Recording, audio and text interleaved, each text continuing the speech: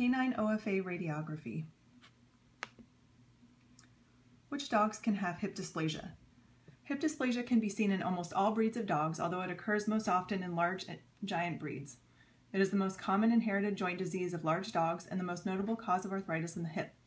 Breeds of dogs with a high incidence of hip dysplasia include Rottweilers, German Shepherds, Newfoundlands, Golden Retrievers, Labrador Retrievers, Bulldogs, and Akitas. The patient I will be using for my demonstration is a Border Collie.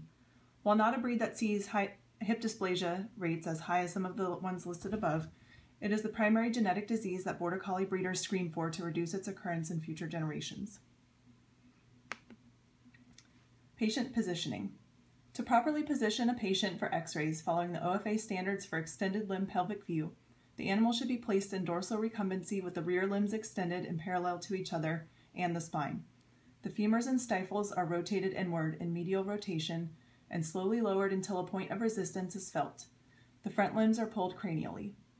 Ideally, the patient should be sedated or anesthetized to allow for proper positioning. Measuring the patient and choosing the technique. The patient should be measured at the thickest part of the pelvis when using calipers once the patient is in the position in which it will be radiographed. My practice uses digital radiography and no longer has or uses calipers for measuring patients. They instead base the technique chart on the weight of the patient and the type of anatomy being radiographed. The patient being used for this demonstration is 44.2 pounds, so the starting point for our radiographs will be 80 kVp and 5 MAS. Good contrast is desirable, which typically uses high MAS and low kVp. Grid techniques are recommended for all large dogs. Collimating the primary beam. The central ray should be positioned midline at the caudal portion of the ischium.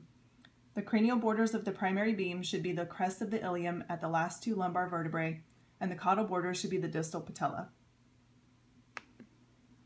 Labeling and critiquing the x-ray.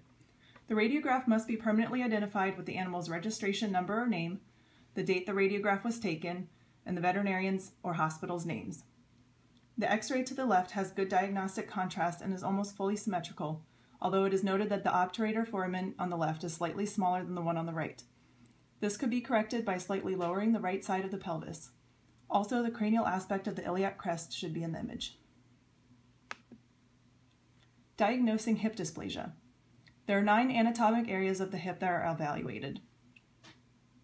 Once they are evaluated, there are 7 classifications used to label the deviations in these structures from the breed normal.